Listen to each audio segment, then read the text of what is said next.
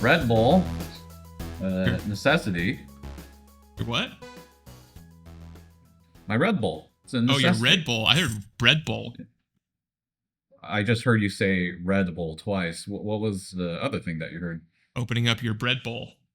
Well, that's a San Francisco treat. I don't think it would make for a good podcast, though. Little chowder. You're saying that people don't want to hear about a bread bowl full of steaming hot clam chowder on a podcast? I think that's crazy. But how would it impact? I don't think we have a... What? I don't like a Red Bull gets you amped up. It gets you aggressive and disagreeable. I don't know what a Red Bull does to you. I would think it gets you lethargic. Yeah, it's calming, right? It's soothing. Maybe if you have a lot of anxiety, you'll cool down a little bit and you'll have a little less anxiety. Maybe we should start prescribing Red Bulls. I think you'd be a lot more agreeable on the podcast if you did Red Bulls. I think we'd be giving people about as much diabetes risk as most of the antipsychotics if we did that. I will say, after one of the podcasts, my partner was like, "Is Dr. Fu drinking coffee or something? He's aggressive." This is one of the older ones. Is it really? The older ones. Yeah, I think there was definitely more of a tinge of that in the past. But I think that's also depends on the topic, And I can't say I'm very excited about today's topic, which I believe is anxiety medications. And the reason for that is, as you probably heard from the last episode, I'm not necessarily such a believer in many of the named anxiety disorders, in the DSM being a thing in itself. I do think that GAD is its own disorder in a sense, but that the criteria is too loose and that too many people are being diagnosed with it when we should probably tighten up the criteria and capture a smaller proportion of the population. You're an anxiety denier? Some people would say that.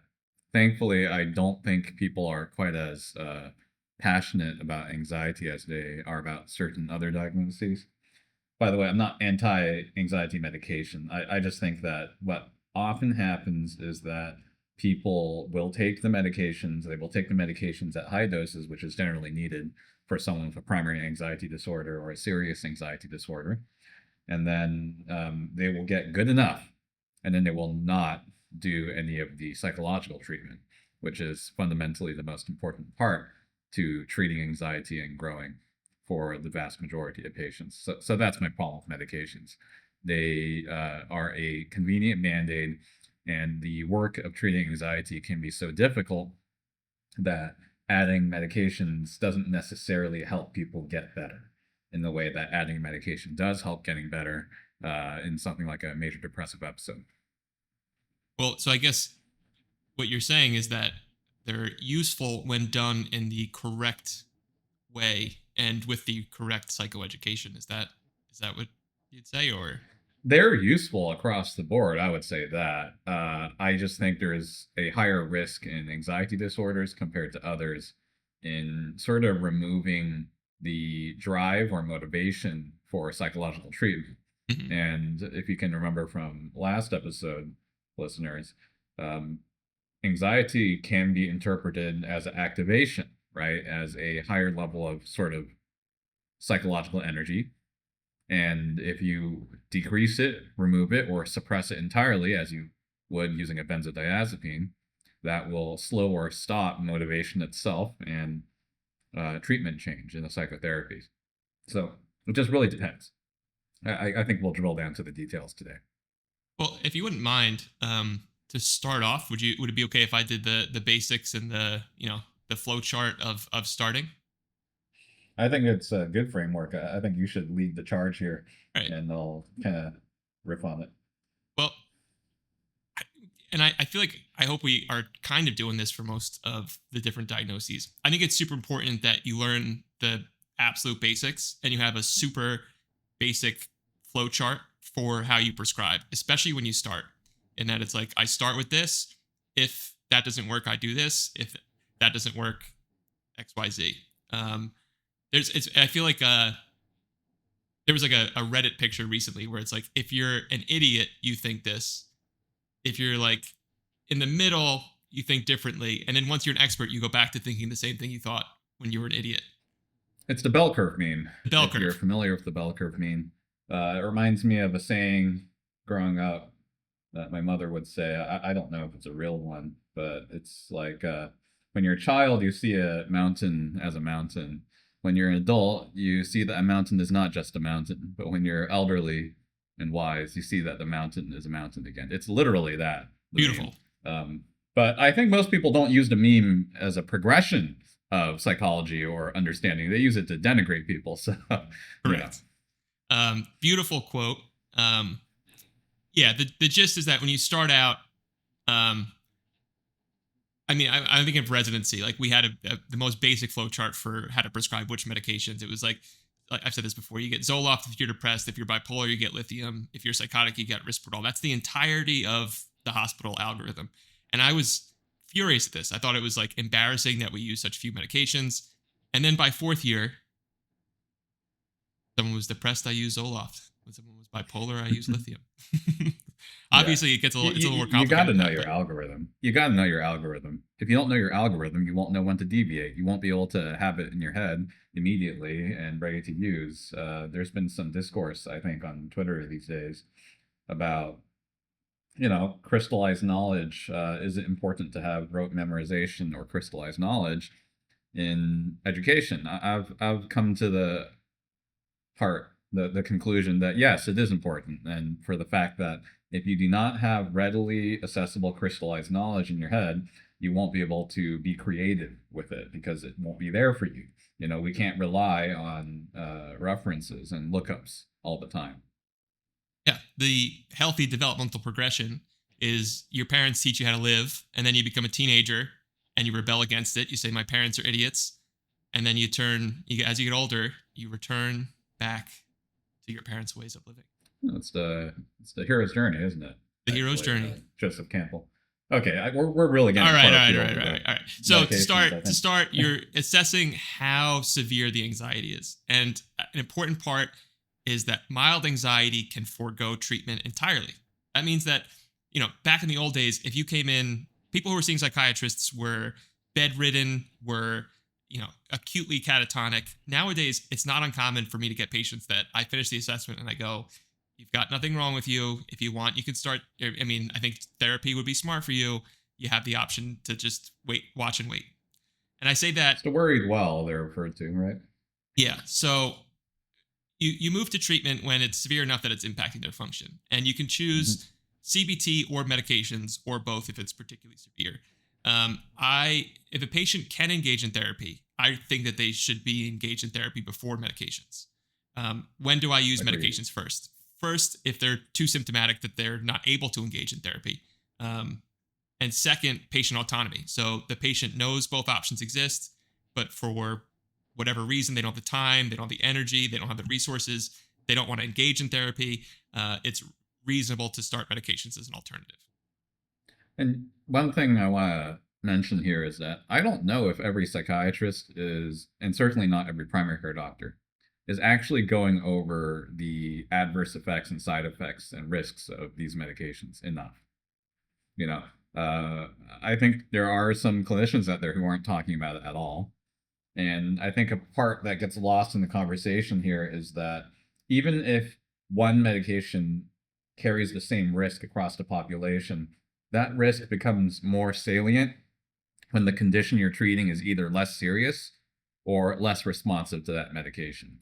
And on the same token, even if a medication has severe side effects and problems, if the alternative is hospitalization, incarceration, and the gradual decay of your rational mind, then you must accept those side effects. You must take the medication. That element, I think, is not addressed enough. Yeah, that's a great point. And with every patient, even someone who's, they've been on Prozac 3 times before, it worked great, they just want to restart it. I go, listen, I'm just going to give you the spiel once more time. I don't assume that the patient remembers the side effects and the problems and all those things. Yeah. So for medications, what do you start with? Start with an SSRI. I prefer Zoloft or Lexapro. More recently, I usually pick Zoloft first. And someone helped me to explain. I just came to it because I felt like patients responded to it more consistently. I think early on I had a few patients who just had really bad responses to Lexapro. It actually makes sense. So Zoloft is highly variable in its metabolism, whereas Lexapro is really just broken down by 3A4 and 2C19. And I always zone out once I start hearing the SIP stuff, but this is pretty simple. And just that if someone has 2C19, there's a lot of variance. So there's rapid metabolizers and poor metabolizers. So for Lexapro, if someone's a poor metabolizer, typically Asian or Oceanic, that means that they're going to get a lot at the lower doses. They can still have a lot of side effects. Whereas the ultra rapid metabolizers tends to be the European and African population. They will need higher doses to get the same effect. So the gist is that because Zoloft is broken down by a bunch of different things, it doesn't really matter if they're a rapid or poor metabolizer. They'll have a similar effect because there's other pathways. So Lexapro, you do see a more variable effect than Zoloft. I do think Lexapro is a little bit more effective, but I just tend to go with Zoloft first. I actually don't think it is a little more effective. I know there's a little evidence saying that, but it's too individual.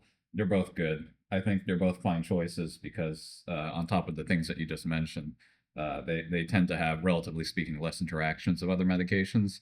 Even if someone's young, you never know if they're gonna have to add another medication for some kind of a new medical condition down the line. I like to start with these. One other reason that I think Zoloft is a little bit more versatile than Lexapro, though I use plenty of Lexapro, is that you can kind of step a little bit easier with small steps in Zoloft because roughly speaking, 50 milligrams of Zoloft is roughly like 5 milligrams of Lexapro. Not true, really, but basically true. It's hard and annoying to get people to even find 5 milligram Lexapro or cut it in half if you want to. 2.5 is kind of ridiculous, whereas totally normal to have 25 milligram tablets of Zoloft, so you can play with the dose a little bit more. So yeah, similarly, I was initially more of a Lexapro enjoyer. Today, my first line is usually Zoloft unless I find another reason to use another agent. Yep. In terms of prescribing, just because like it's surprisingly not talked about that often, I start it on average. There's obviously differences depending on the situation, but I'll start at 25 milligrams for a week, and then move up to 50, stay there for a month, and then negotiate effect. I usually will prescribe 30 of the 50 milligrams and say break the first 4.5, and at the first week, if it's tolerable, move up to 50. If it's not tolerable, continue it for another week. Moving on to, let's say they start that, they don't have a response, I'll taper it and try a different SSRI. If I see a partial response, I usually augment with buspirone. If for whatever buspirone doesn't work or patient doesn't want it, then I'll do gabapentin. An important point here is, and I think we can talk about this in more detail later, I don't use PRN medications unless there's an exception. What are your thoughts on that? I'm totally with you. I am anti-PRN for anxiety. I know people are not going to like this. Why am I anti-PRN? No, it's not because I want people to suffer. It's because PRNs are not a good treatment plan. Okay, what you are really doing with a PRN for the vast majority of cases is that you are adding a safety signal that can be used, and you're forcing the safety signal to be a medication. It is completely possible to start to use different safety signals or behaviors, right? In the course of a psychotherapy, you can introduce a variety of different tactics for an individual to manage their anxiety or to attenuate their anxiety response. And it doesn't have to be medication. Let's face it, unless you are mainlining Versed, most medications you take by mouth actually have an onset of usually at least 30 minutes. Now, you're going to start feeling something right away because the body and mind are quite powerful, and you're going to get your placebo or nocebo effect right away, especially for anxious patients. But that's not actually the medication. So if it's the psychology working, we can treat it without a medication. We can treat it with some kind of a lifestyle change, psychotherapy, skill, anything. Yeah. And going back to your first point, when you started the podcast, is that if you give a PRN, you're going to reduce the important teaching point. And I think the important teaching point for improving with anxiety is being able to trust that you'll be okay, and trust that you're able to handle something. And when you use a medication, you're validating that I need something external to reduce this anxiety. I need something outside of me. And if you don't use a PRN, then you start to develop other coping skills. Like I personally, if I'm starting to feel increased anxiety, I need to go outside for a little bit. I do like to do a little bit of a Wim Hof. We talked about that earlier. You don't like that. Do various breathing techniques. Basically. Breathing techniques. Yeah. Going, like taking a bath, doing something to calm down. And over talking time. Talking to somebody. Big one, huge one. And then after you talk to someone, what I was worried about wasn't that big a deal. Over time, you use those techniques and you learn, I can handle things. And that major trigger of anxiety, I'll be like, if I can ride it out. And you're destroying that process when you add a PRN. You're not allowing the natural progress of, I can handle this. I might have to use something that works to calm myself down, but I'll be okay in an hour. You're destroying that process. A funny note, though, the way you frame it is kind of just a bit different from me. You talk about how it's sort of coming to a realization that you're good enough and strong enough, let's say. You can disagree with that formulation if you want. The way I sell it is, I'd like you to get used to accepting suffering. There's a minimum level of suffering and anxiety that you have to live with. And if you accept that, you won't make it worse. Much more pessimistic in the way I talk about it. But it's really the same process that we're referring to with different words. You're more of the Eastern tradition. The Buddha said life is suffering. It's very Buddhist. That's from my upbringing. I have the more Western tradition that we are great. Yeah. Optimistic. We will conquer. That's right. All right. So then in terms of so your SSRI doesn't work.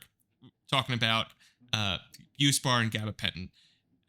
I've started using Buspar more since we've been talking, and have liked it and seen it be more effective at the higher dose range than I was using before. Yeah. It's deceptive because it comes in 7.5, right? It makes you think you should start there. But really, that's for titrating up once you're already at the starting dose of 30 a day, and divide the doses naturally. So yeah, tell me what you see with buspirone. What doses you tend to you like to get patients to, and how the effect you see. Yeah, everyone's a little different.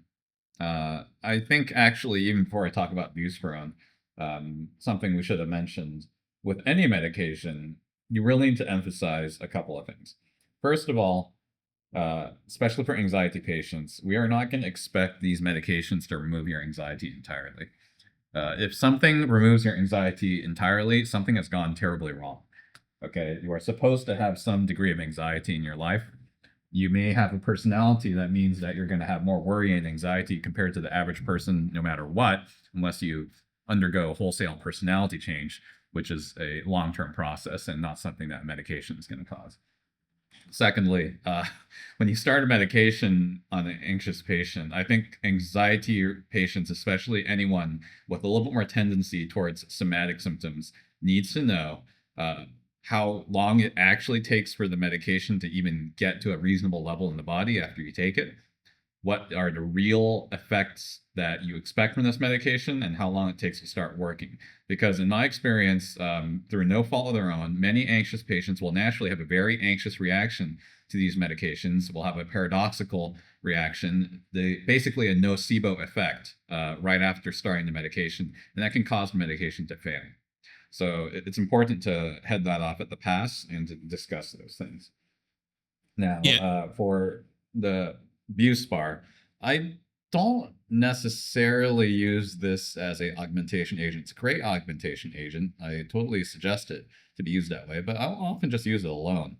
But whether or not you're using it as augmentation or alone, you want to start at minimum 15 in the morning, 15 at night. That's the starter dose. Now, what I do say to patients is that if this happens to make you very sedated, then cut the morning dose in half or stop it. Okay, and then past that, I just sort of assess how tolerated it is, mostly in terms of sedation, how effective it seems to be, and I will rapidly go up to a total of 60 in steps of either 7.5 or even 15, depending on the clinical situation. Going back to what you're saying with anxious patients, you do see more side effects, and there is a period that you almost need to grind through with the anxious patient to start seeing the effects, because it is very common for them to have a ton of side effects. And I intentionally reinforce in my little spiel with anxious patients. I say the side effects are going to be certain side effects are going to be as bad as they're going to be when you first start the medication, and it takes about 3 days for it to kind of level out, and usually about 1 week until you start to feel a little bit normal. That's expected. And there, oftentimes you will hear at the end of the month, like, "Oh, the first week was awful, and I had all these things, and then I started feeling a little bit better." A lot of people will consider, or probably more older psychiatrists would use benzodiazepines for this period. I try to avoid that, but I'm not inherently opposed to it for the right patient. Yeah, it can definitely work for the right patient, especially because a certain personality type that tends to have an anxiety disorder is probably the lowest risk for addiction habituation with benzodiazepines. It's the medication hater.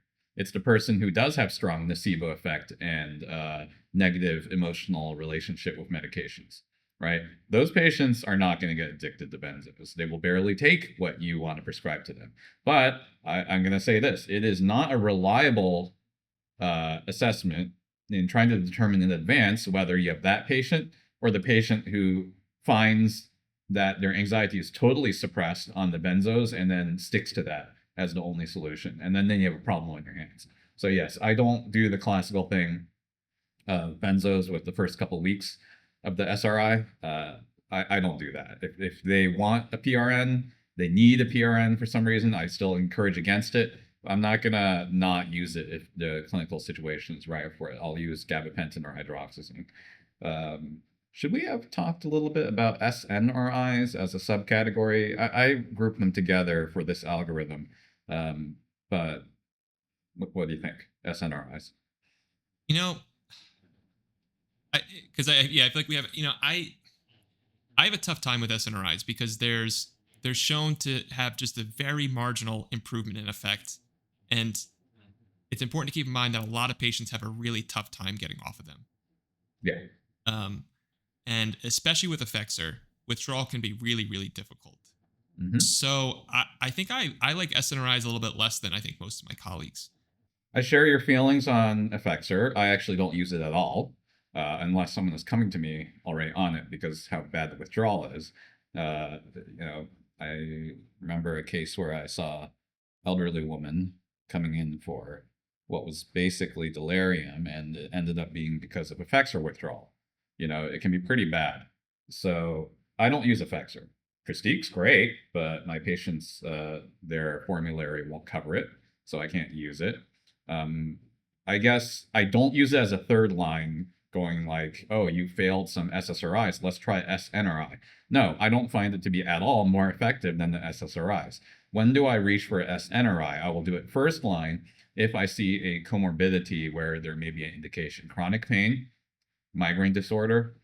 What I would caution, though, is that, and in some cases, true ADHD. We're not going to get into that today. True ADHD might be a little bonus with the norepinephrine. But I have seen in some patients that the norepinephrine action seems to worsen nightmares if they have a nightmare problem.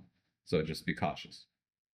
Yeah, the two bird, one stone. So it's got two mechanisms of action, and I typically use it when it's got the comorbidities. Like you said, pain disorders, migraines, fibromyalgia.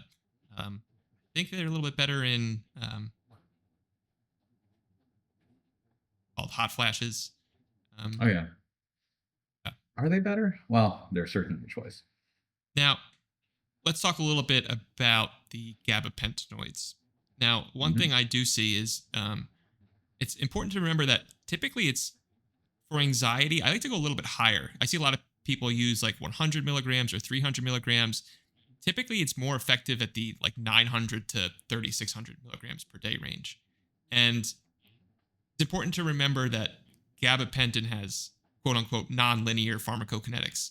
which is just a fancy way of saying that, like, 2400 sounds like a mega dose, but significantly less is absorbed as you get to the higher doses. So That's per dose, we need to emphasize. Per dose. So if you separate the dose timings, then the absorption kind of resets in a sense. yes, so it has to do with, like, the absorption gets saturated, and Yes. so that there's less getting, like, it'll bottleneck how much gets absorbed. So 900 milligrams, like, only like 540 milligrams is getting absorbed. As you get higher, it's even lower. So like 2400, you're looking at like close to a little over 800 milligrams. Yeah. Though, are you ever giving people 2400 at once? I'm not, but I have seen patients at much higher doses. Yeah, I try to cap it at 1200 personally. I feel like, what are you doing at that point? Just separate it out into a different dose. Do I give a lot of gabapentin for anxiety disorder? No, but I'm not opposed to it. We have to understand that, we're starting to get into the territory of just broad suppression of neurons, and that there could be habituation. I've never seen it with my patients on gabapentin. It's certainly been written about. I guess if you're not using gabapentin for sleep support only, and if you're using it for the direct treatment of an anxiety problem, then yeah, like Buspar, you should probably be doing it at least twice a day, morning and night. You might be able to get away with that. Now, I wouldn't be starting people on high doses like that. I would be getting to those doses eventually, because I just find that people are quite variable in their apparent effects. Maybe it's an absorption issue. So I usually start at around 300 and have people let me know if it's too much or too little, and we'll increase accordingly or decrease. Yep, and start at nighttime and then add the morning or evening doses. Yeah. Let's talk about Lyrica. I know you. So Lyrica does have more evidence in anxiety. There is. We have to remember, people want us to use the generic names. Pregabalin. So it does have more evidence in anxiety. Typically, how it's thought of is gabapentin might be a little bit more tolerable and less abuse risk. And I know that you are you're much bigger fan of gabapentin than Lyrica. Yeah. And that's simply because Lyrica is too effective. The absorption, speed, and amount is sufficient to make this a possibly habit-forming drug. And of course, that also means that the risk of withdrawal effects are higher, and dependency, both psychological and physiological. But it works, if you tolerate it and it works for you, it works. I don't like to use this medication. This is definitely a medication solidly in the category of will park a patient where they are forever instead of allowing them to move towards long-term improvement. But for refractory cases, sometimes that's what you need to get people living a good life. So for me, Lyrica is for refractory cases. It is a serious medication. It is just one step below the benzodiazepines. You also mentioned hydroxyzine. When do you use that? I don't love hydroxyzine, but I will hand it out because it's a low-risk medication, generally speaking. Some people just seem to like it. I think the main dividing line is how sedated you get on it. Some people just get way too sedated on hydroxyzine. It's not a good choice. But this is a perfectly acceptable choice in anxiety for PRN, for scheduled, for sleep. But I don't think this one really addresses the underlying issue quite as much. I think it, like the beta blockers, is manipulating one element of physiological arousal so that then downstream people can calm themselves a little bit more. Not too bad, hydroxyzine. Feel free to use it at any stage in the anxiety treatment. Yeah, and then I guess, just a little, it's the one used in psychiatry tends to be hydroxyzine pamoate, which is Vistarol. And that's in comparison to hydroxyzine hydrochloride, which is Atarax, which is better for allergy. The exact reason isn't entirely clear. So Vistarol might be a little bit more lipophilic, so it crosses the blood-brain barrier, so it's getting more of the brain effects. But in I psychiatry, thought this was debunked, this little difference, it's one of at those one things like, point. do we know anything about pharmacokinetics at all? Yeah, I suppose. But, it's theoretical. That's kind of the traditional theory. You can subscribe to it if you like. I really pay zero attention to it and have not found a difference in my practice. I just prescribe. I don't even know what I'm clicking on. And in my opinion, from what I had reviewed in the past, and I didn't review it very long, there was no evidence to show a difference, but there's some theories.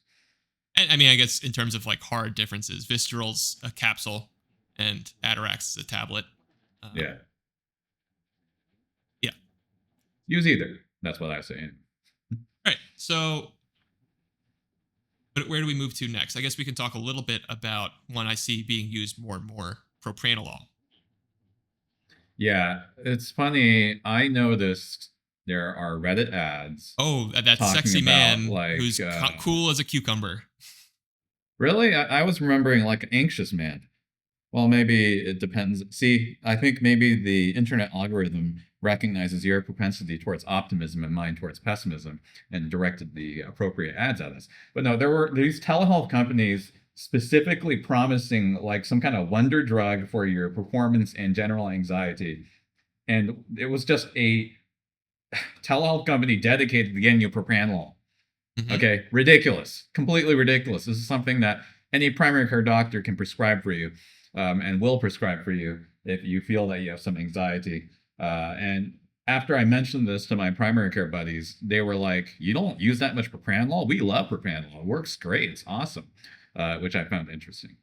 Yeah, the ad. I mean, maybe it's just we're probably seeing the same ad, but it's just like it seems like a thing that like young, cool, hip people do. And it says like adrenaline blockers to cool your nerves. Like it just feels like just a cool, hip thing. Like, yeah, just be cool, be chill. Now, I've seen multiple ads for it, so there's definitely different models that they're using. By the way, I'm not opposed to propranolol, but I just don't really use it so much for primary anxiety. I want to see some kind of evidence of upregulation of, the fight or flight system. Mm-hmm. So I do use it for trauma disorders. And I certainly use it for akathisia because it's low risk and effective. And I'm not opposed to using it if anyone wants to try it. I just don't think it's quite as effective in the long term for a primary anxiety disorder compared to the SRIs, for example, or of course psychotherapy. I do wonder if its popularity for the primary care doctors and in the general population is because I tend to see a more ill population. My population is more serious in terms of the severity of their conditions compared to maybe some other doctors. So that could be why I have this bias. Yeah, where I see it useful is I feel like it was a test question in medical school. Like it's indicated for performance anxiety, and I do think it's reasonable for patients who have a fear of public speaking, fear of performing, don't need to use it that often, and there I'll typically use like 20 to 40 milligrams of propranolol. Tell the patient to use it an hour before the performance or whatever the anxiety provoking situation is. And what it tends to do is it just really suppresses that autonomic response. So the bodily anxiety of the increased heart rate, the feeling a little bit shaky, feeling sweating, it decreases that. Again, the mechanism, it's a beta blocker. We remember it's a non-selective beta blocker, so it blocks both beta 1 and beta 2. The little mnemonic I remember from med school, 1 heart, 2 lungs, so beta 2 impacts the lungs. So you want to be careful with patients that have any sort of asthma or lung conditions. That's right. Be careful. Yeah, I was surprised when I was searching on, sometimes I'll search for just like a general opinion of medications by searching Reddit on it. Patients are loving propranolol. There's a lot of I was surprised I opened up like 4 threads and it was just filled with people praising it.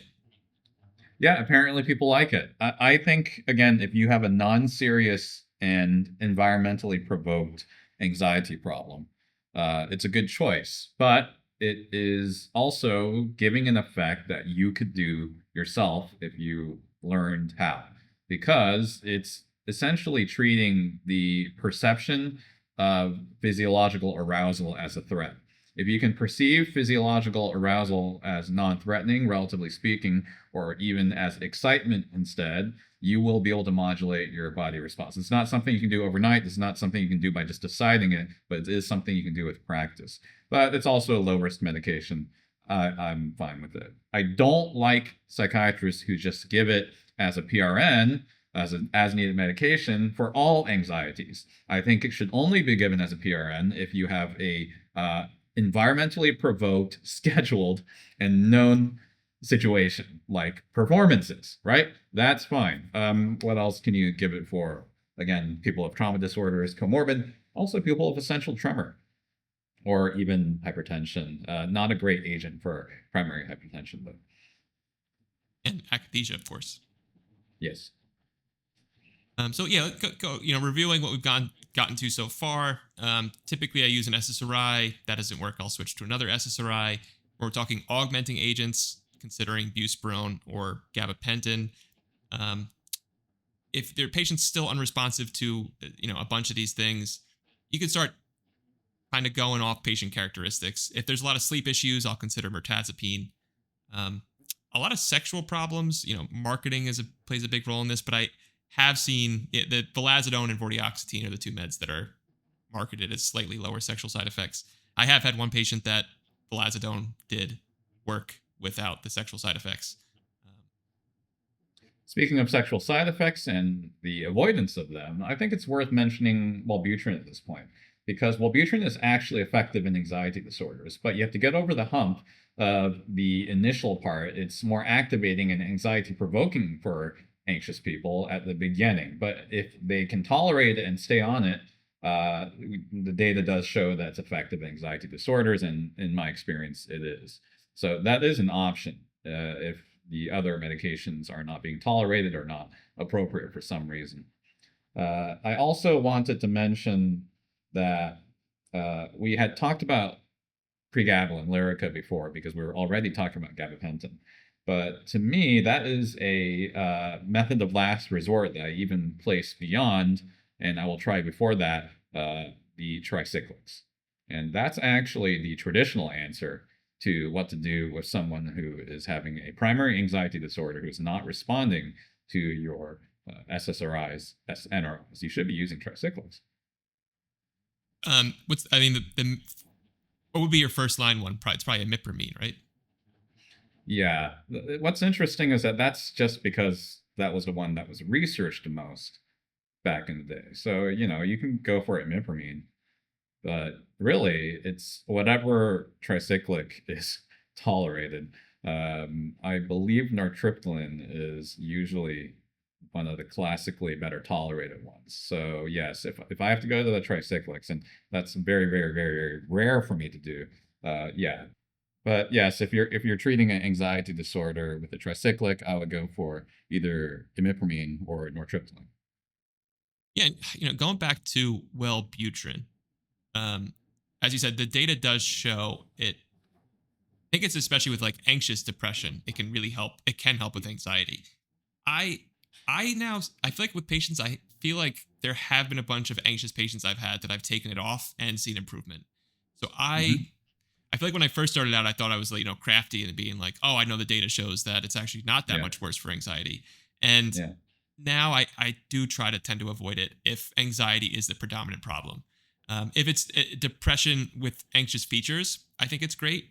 But if it's mostly generalized anxiety disorder, there's a pull for when a patient comes in and says, hey, doc, I don't want the sexual side effects. I don't want the weight gain. And I need my anxiety treated, to be like, oh, more recently, I won't go to Wellbutrin. I think that's wise. It's just how you should be doing things. You don't treat using the algorithm. You're aware of the algorithm, but you need to adjust for the particular situation. And not just Wellbutrin, any of these agents can potentially cause agitation or worsening in certain patients. Even ones that don't have a bipolar disorder, there are some people who just seem to get agitated or activated on the antidepressants and just don't use those. Use Buspar, use gabapentin, or use psychotherapy. Do not use the SRIs or especially Wellbutrin, if someone just seems to be getting worse. You need to be actually looking at the patient's overall clinical picture. Awesome. I do want to Oh, mention. how about MAOIs? How about MAOIs? MAOIs are one of those things I want to pretend that I use them, and I wish I used phenelzine for anxiety, and I haven't. Well, you know, there's this whole trend of methylene blue. Have you caught on to that?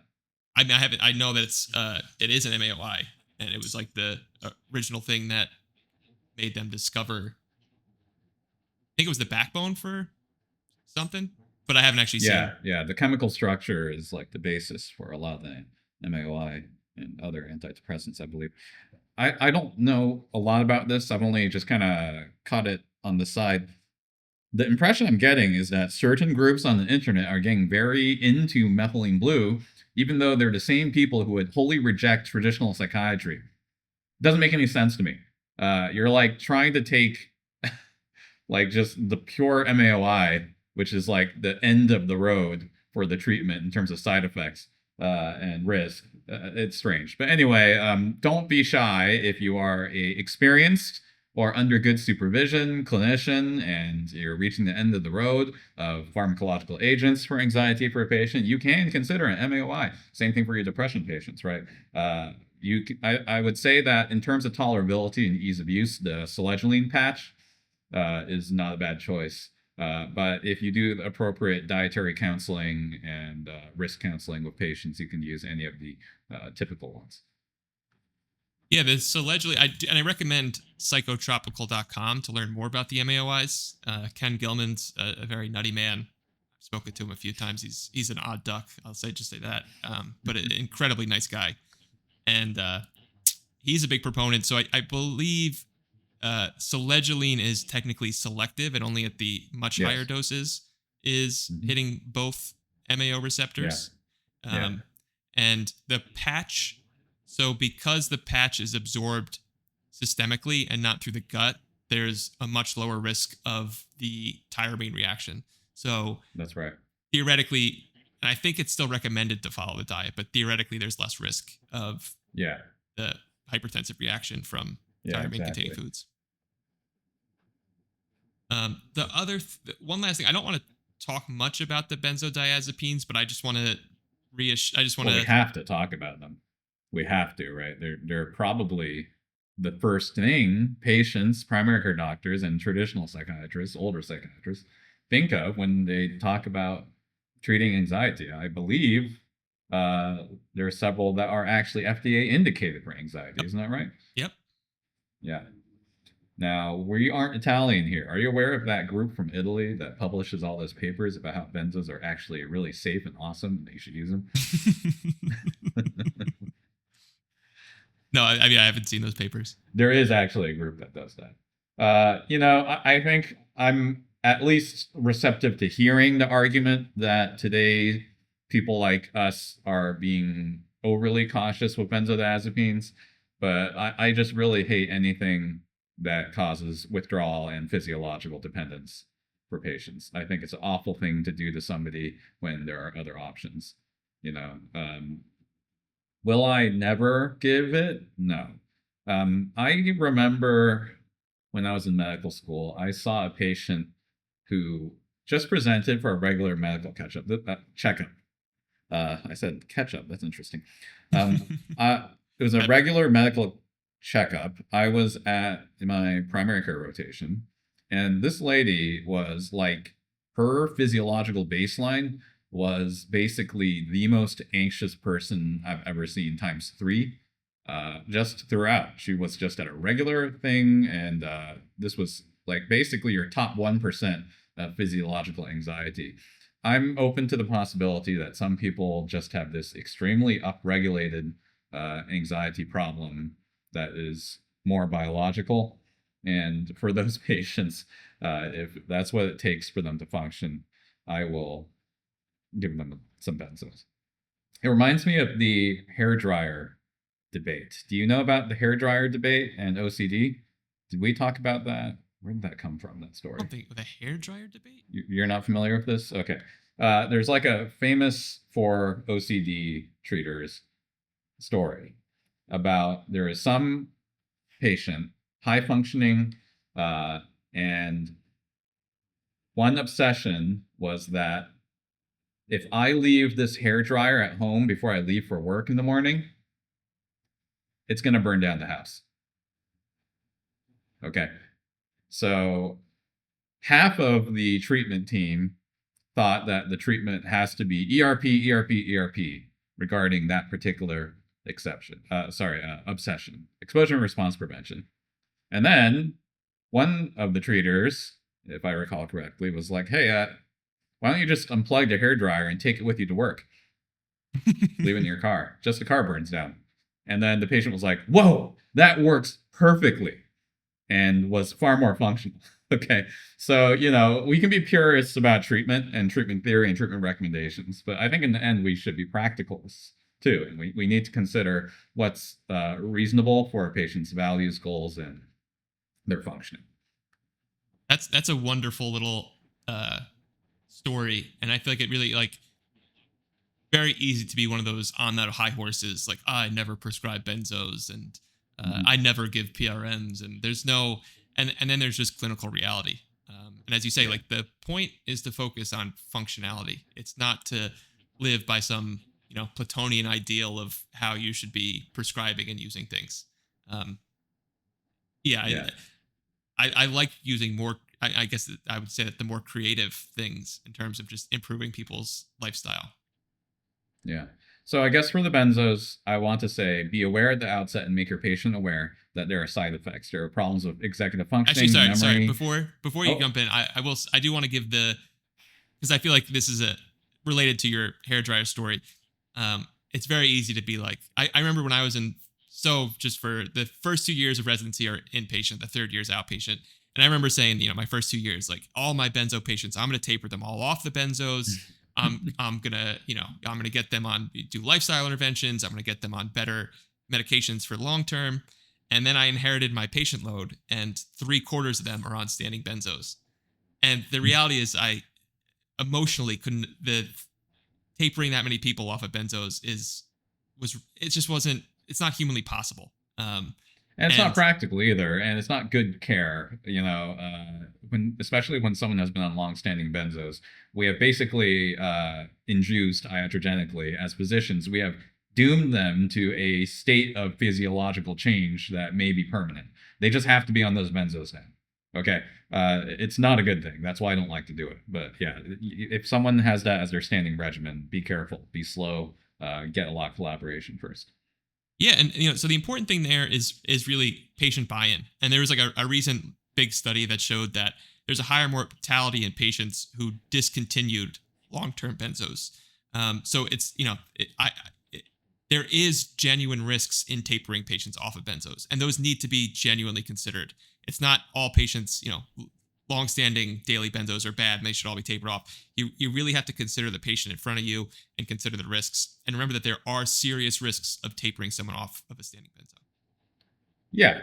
And that's one of the risks that I want to make sure a patient knows before we start using that in the treatment plan, right?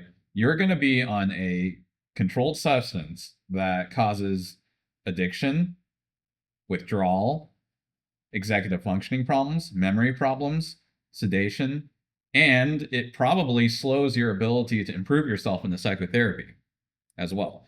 Okay. And if I might be happy to give this to you, but I can't say that if you have to change doctors.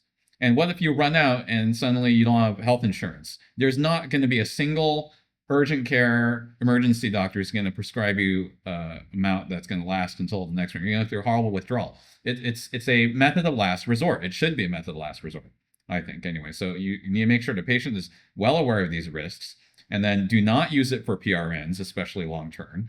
Don't use the short acting ones, because that's going to make the possibility of forming an addictive behavior worse. Personally, I would either do Klonopin or Valium if I'm treating an anxiety disorder with benzos. Yeah, and it's another important point. You should be thinking of treating the anxiety as a standing medication and not as a PRN.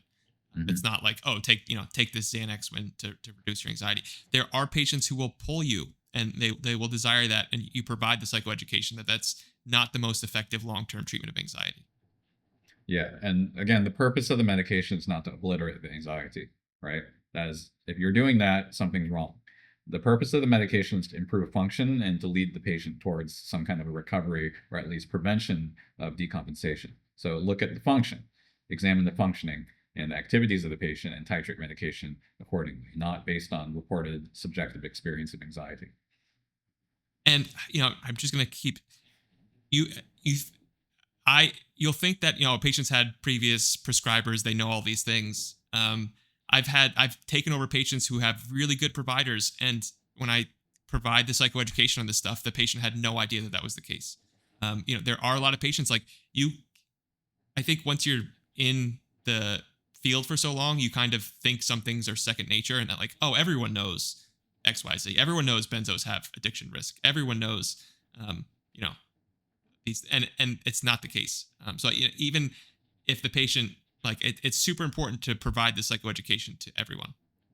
Yeah, I've had enough patients tell me that I'm the first doctor to have even told them this stuff of the risks, that I do believe that people aren't talking about this stuff with patients before they give a treatment. At the same time, I've had patients where I have talked about this, have documented talking about this, and when I revisit the topic at later dates, they go like, "You never talked about that. I don't remember this."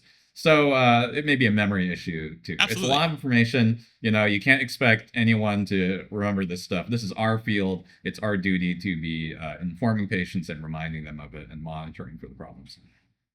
Yeah, to your, I guess that's a great point. I want to emphasize that don't fall as a provider, especially with the increased intakes on people requesting certain medications. It's not healthy to be burnt out and roll your eyes when if a patient requests a benzodiazepine. If you don't want to set up like a hot, like when patients let's say if a patient says like, "Hey doc, can I have Xanax?" I take them not as trying to manipulate me, not as trying to get this drug. I take them as an innocent person who heard that Xanax is helpful for anxiety, and calmly lay out my reasoning as to why I don't think it'll be helpful long term and why we won't be going that route. And when I was early in my career, I would kind of get a little annoyed at them or be frustrated and think that, oh, you just want the easy, and it's not the case. And you'll set up more problematic dynamics if you approach it as they want this bad thing, and you'll treat so much better if you take them as their word, in that like they're just trying to get better and they don't know why certain medications are good or certain medications are helpful and some aren't. Absolutely agreed. I wasn't too eloquent in that, but I think the point got across. Yeah. Did we miss any particular medication strategies? I don't think so. Antipsychotics. Oh no. No. But I think it's important that we talk about it because you see it used. Okay. So you do see it used, hopefully, for treatment-resistant anxiety. Typically, Seroquel or Abilify. I think we're on the same page. Antipsychotics are not things. I think it should be avoided in terms of should be last line. I don't do it at all for only anxiety. I think that we have insufficient to no evidence basis for antipsychotic augmentation of primary anxiety. Again, this is not counting OCD, which has been separated from the anxiety disorders since DSM-5. That's how I'm discussing this. I will use antipsychotic augmentation in some people with OCD. Where can you use antipsychotic augmentation is when there's comorbidity. Okay, comorbidity of a true bipolar disorder or of a true major depressive disorder with major depressive episodes recurrent. Okay, or just severe. That is appropriate. But other than that, please don't do that.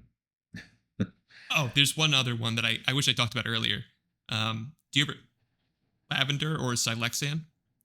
Ooh, yeah, we should have mentioned Lavender. Yeah, this is a very interesting choice now. I believe it's only over the counter. I don't know of any insurance-covered prescription version of it, but I kind of remember long before the studies of Lavender on anxiety, we had a bunch of occupational therapists at our inpatient unit who were using Lavender, Lavender-scented pillows, they weren't only using lavender, they were also using a bunch of essential oils, almost in the way you would kind of suspect, did one of these people have a multi-level marketing thing going on with the essential oil people? But they were going off of evidence still, okay?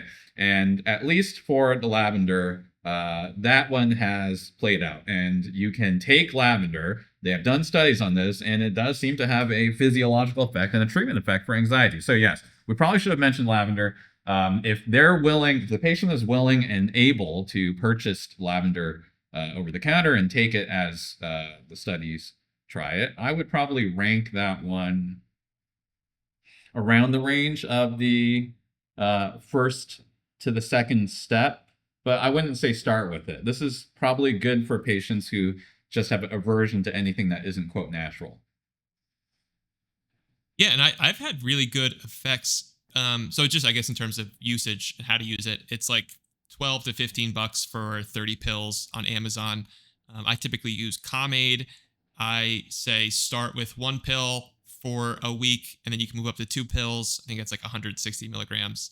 In terms of the effect I see, almost everyone is like, oh yeah, it really helped me. And it helps them for like the first month or two, and then it kind of peters out. But I have seen really good effects with it. I do use it, like you said, close to after an SSRI, or if a patient doesn't want to use, they want something more quote unquote natural. Yeah. It's too expensive for my taste. Side effects are pretty minimal. The lavender burps. Lavender burps, yeah. Lavender burps is the big one. I have seen it could have some impact on female hormones. But other than that, there's minimal sexual side effects. And, yeah. Too expensive. Not into it personally, but if someone wants to try it, it's perfectly fine. There's evidence for it. I just feel like for the effect size, this is not research finding, but for my perceived effect size as a clinician, I think I can get you somewhere similar with Buspar. So I'm not a huge fan. Yeah, I feel like there's less side effects. $12 a month isn't too crazy. Depends on who you are. Depends on your population, of course. But, for something with minimal side effects, and it does help. I do like using it. All right. Anything else? I feel like we got most of the good stuff. I wanted to talk more about mindfulness. I think that's the ultimate treatment. If you can tolerate and engage with mindfulness practice, that's going to be a fast track to lowering and managing anxiety in the long term. And if that's not working for you, a CBT style treatment for anxiety is quite helpful. And if that's not working for you, a psychodynamic type treatment for anxiety is also quite helpful. I find that they're all pretty good in terms of bang for your buck. I say mindfulness and CBT, but in terms of long-term full-scale personality change, that's obviously going to be psychodynamic psychotherapy in my mind. Yeah, and I think we should emphasize this was very specifically medications for anxiety. This is if you're going to use medications for anxiety. Let's use the last minute. Review your quick spiel about what mindfulness is or like what you tell patients. Okay. There's 3 necessary and sufficient parts to mindfulness practice. It's deliberate attention, paying attention on purpose, to the present moment, to what's going on right now, all of it, without judgment. Perceiving it, attending to it, and not layering on extra thoughts and judgment to it. And that includes not judging yourself for having judgment or failing to persist in any of those elements. When you practice mindfulness, there are like 100 or 200 ways of doing it. Try out a bunch of different ones. Figure out what works for you that you can do for just 5 minutes to start. Schedule it a few times a week without at a time where you're not going to be super bothered and you're not going to be particularly interrupted or unhappy.